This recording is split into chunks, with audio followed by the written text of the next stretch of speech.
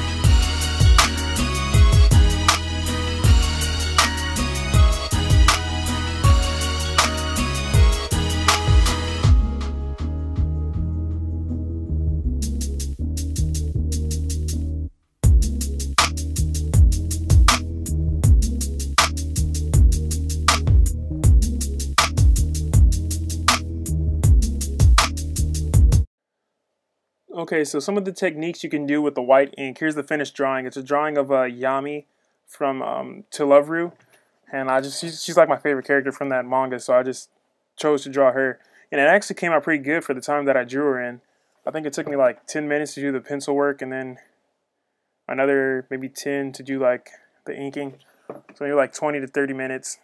And usually when I do like a close-up like this, I want to spend more time on it, close to an hour probably, so I can get a lot of detail, because like, as you can see, the hair is really messed up, and there's a lot of lines out of place. And so I'll show you how to fix some of the stuff that I messed up on, and kind of how to add some more detail to the drawing using white ink.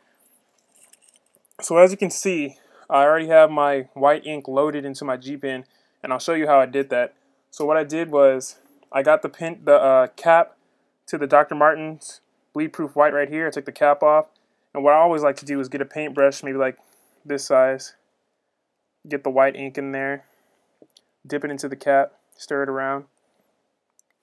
And then once you think you have enough whiteout in there, you want to add, this is water. I already added some, so I'm not going to add any more. But you'll pour a tiny bit of water, maybe just a drop of water in there, just to get it wet enough to be able to be loaded into the pen nib like a liquid. So then after you do that, kind of rub your brush around in there, see if there's any more whiteout that's still kind of thick. And if there is, that's good. You want that thickness so the pen can hold it. And so it won't be too opaque when you try to draw over the black. So then after that, you take it.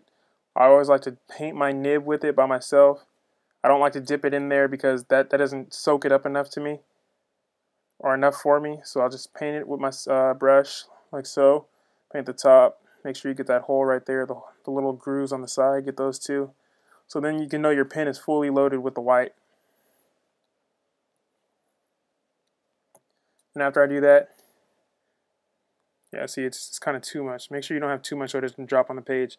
But after you do that, you can get pretty much any line of detail. Especially, I always recommend, I want to recommend using the G Pen nib for using this technique, because it can get a lot of line variations with it. You can get a lot of line variations, and that allows you to go really thin with the white or really wide with the white. And to me, that's perfect. It's like exactly what you need. So like you can see, I kind of have this line going from her hair tie into her hair. We'll wipe that out. You can see how narrow that space is. The pen can get it.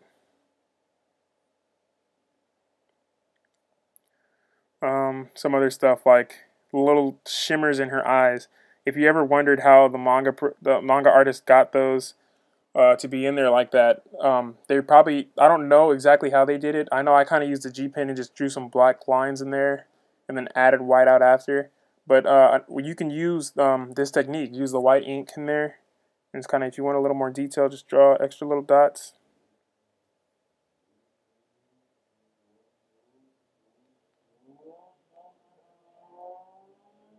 You see, and you get those extra shimmers in there. And that, it just adds more detail to the drawing, and people will have more appreciation for it. Now, if you ever have something like this, I don't know if you can see, but at the bottom here, the boxes are kind of overdrawn, like it's going to past the frame of the picture. And so what you want to do for that, obviously this is not really a big secret or anything. You just take the white out, go over it like that. I kind of have a lot on this brush, that's kind of bad, but it's just a tutorial, so when you do it, just do it the right way. And then so I'll just take the take the white out, white it out, and it goes away.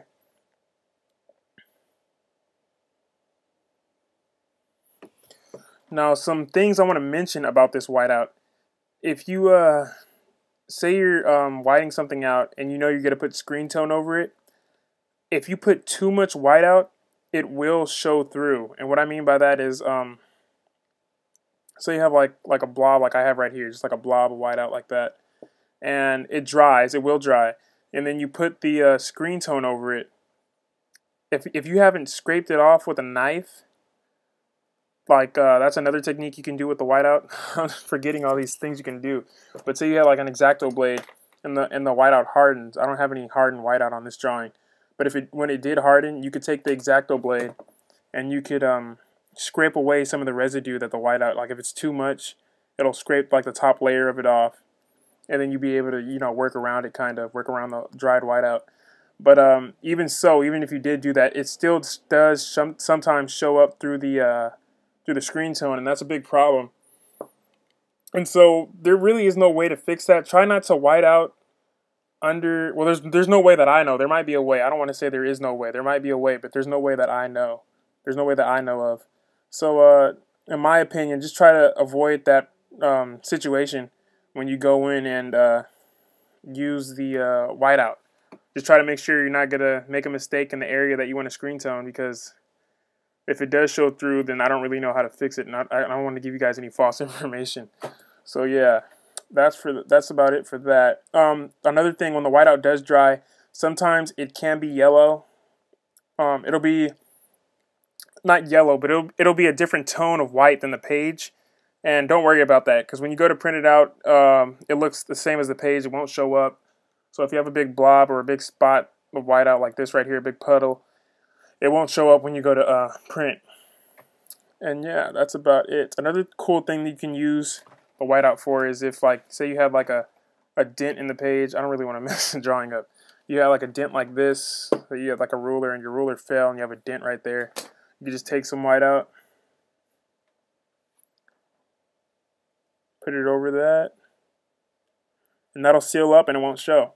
So yeah, the whiteout, get this one for sure. If you're gonna try to buy it, you can buy this in America. They have it at the fine art stores. You can buy it online. You can find this anywhere. So just get that if you can. That's the best one to get, in my opinion. And yeah, that's about it for this week's tool of the week.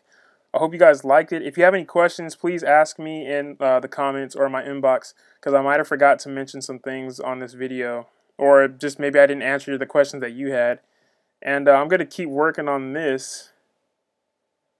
Hey everybody, it's Manga Pro. I got to kind of keep this quick. Yesterday I tried to post up the Tool of the Week video, but it kept failing. And so that's why it's not up. I'm sorry about that. But for this drawing that I did in the Tool of the Week video, hopefully I can give it out to somebody. I wanted to mention that at the end of this the Tool of the Week of Friday. So yeah, it came out pretty good, better than I expected. So I was thinking maybe I could have a contest and give it away. If you're interested, let me know, and I'll think up some ideas to have a contest, and I can mail it out to you guys. And I'll put more information maybe in the next video. All right, I'll see you guys later. Bye.